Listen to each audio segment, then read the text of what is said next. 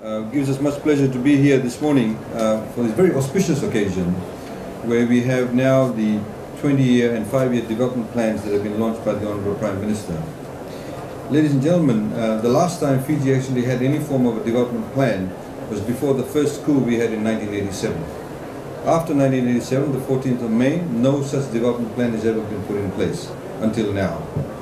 Development plans, ladies and gentlemen, by its very nature, actually creates transparency, it creates a focused attention, it creates the effective allocation of the limited resources of any state, it assists development partners, it helps multilateral development banks, and it helps our bilateral partners to be able to know exactly what that country is going to do, what it intends to do, what indeed it is doing.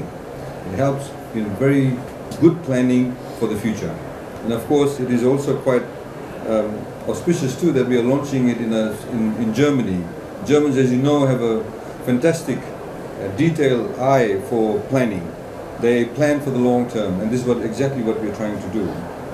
Ladies and gentlemen, the fact of the matter is that a development plan also needs a political will to be able to have a development plan. You cannot have a development plan and a commitment to it if you do not have the political will.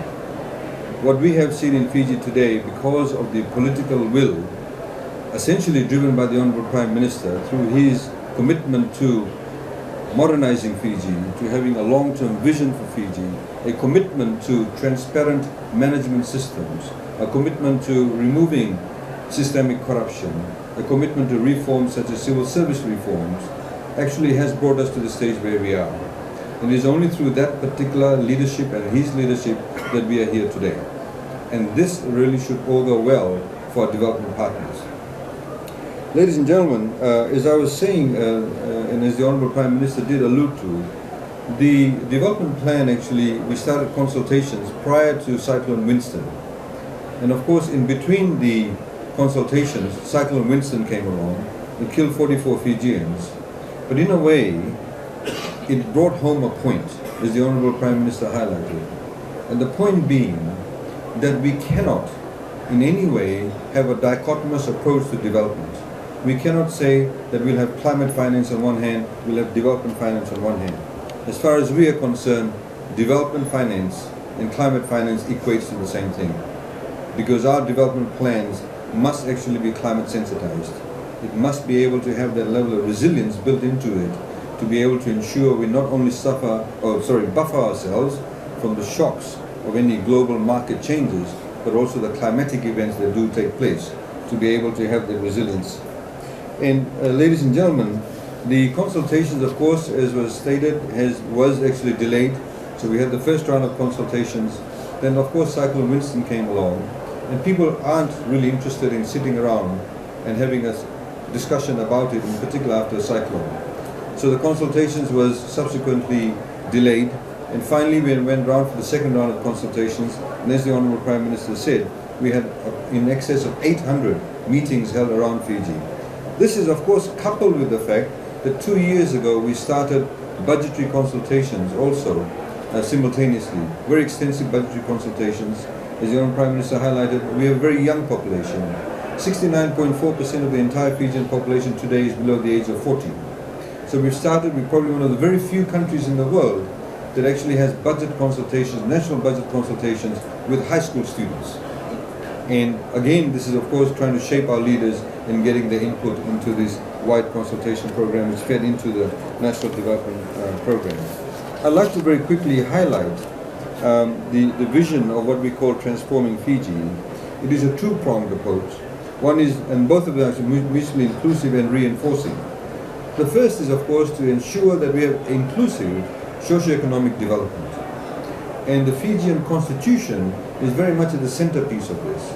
We are one of the very few countries in the world where in our Bill of Rights, we have actually socio-economic rights built into it. Right to education, right to transportation, right to housing, right to clean drinkable water, right to basic health services.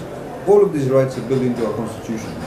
So in order to have an inclusive socio-economic growth, we need to have a development plan. We need to have a state that is actually responsive to these fundamental rights that have actually been built into the Constitution, and therefore leaving no Fijian behind, irrespective of their gender, irrespective of their location, irrespective of the socio-economic status within our society, irrespective of whether they're able or disabled, whether they're youth.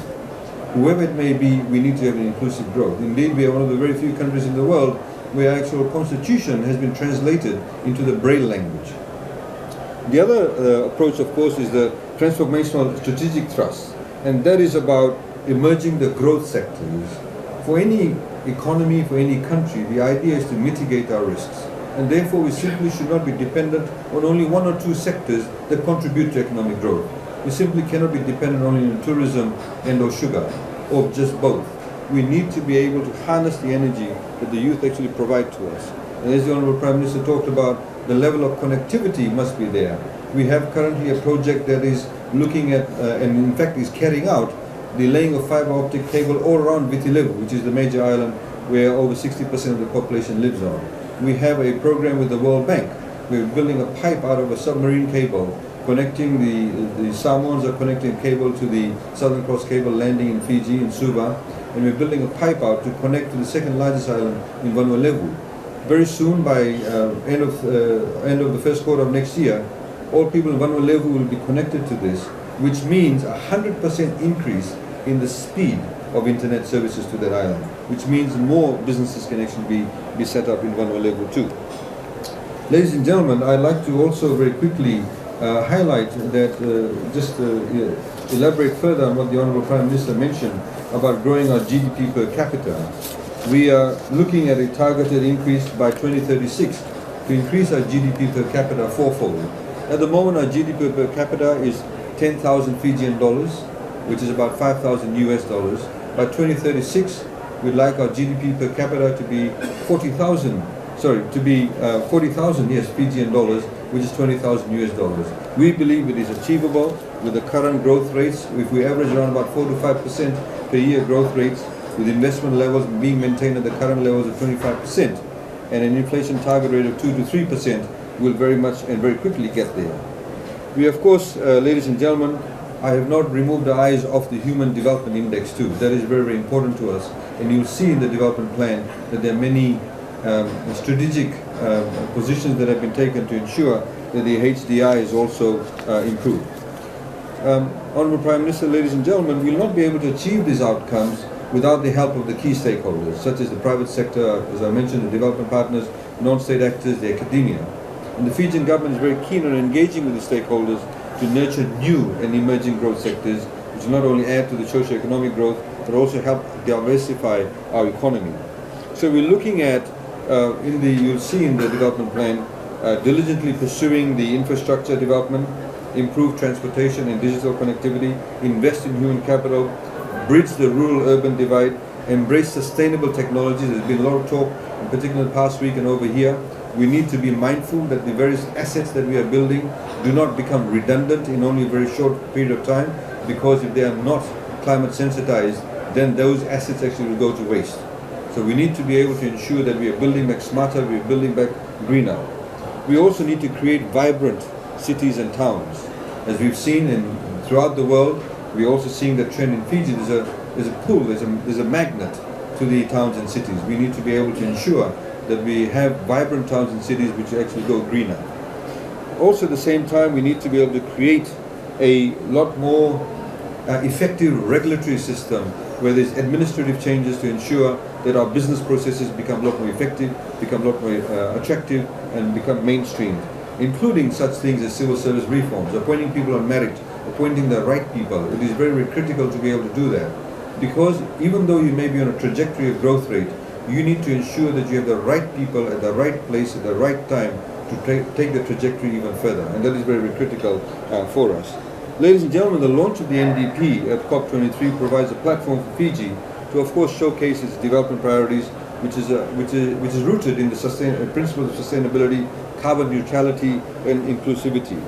With the NDP aligning to the 2030 agenda for SDGs, the Paris Agreement, and the 2050 Pathways platform, it is fitting to launch our development plan here at COP23. Ladies and gentlemen, the NDC implementation roadmap for Fiji and the climate vulnerability assessment for Fiji, which were launched here at COP23, complements this NDP. Indeed, ladies and gentlemen, to realize Fiji's development plans, the NDP is expected to inject over 50 billion Fijian dollars of government investment over the next 20 years. This includes both funding for capital expenditure and expenditure for provision of social services. To finance this, the Fijian government mobilizes domestic revenue, tax and non-tax, and access an array of innovative financial resources. As highlighted by the Honourable Prime Minister, we've only recently, on the 1st of November, launched our first ever green bonds. We are the only third sovereign and the first emerging economy to actually do so. And we're already getting a lot of positive traction from that. Lastly, ladies and gentlemen, I'd like to also thank, we are very grateful for the assistance that has been provided to us by our various development partners.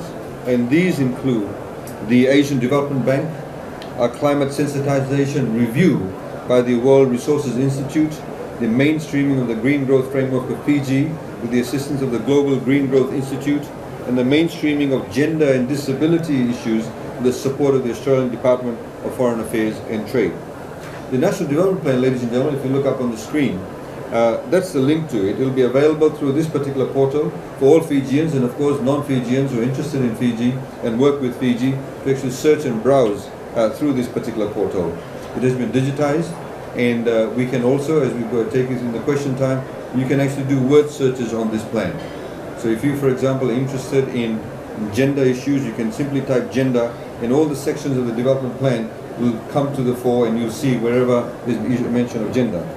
In addition to being mobile and tablet friendly, all articles can be shared on social or online mediums, so you can actually share those articles. So if you have some journalists from Fiji here, you can share all this positive news. The portal utilizes search engine indexing and optimization so that many Fijians can search for national development plans topics of interest to them.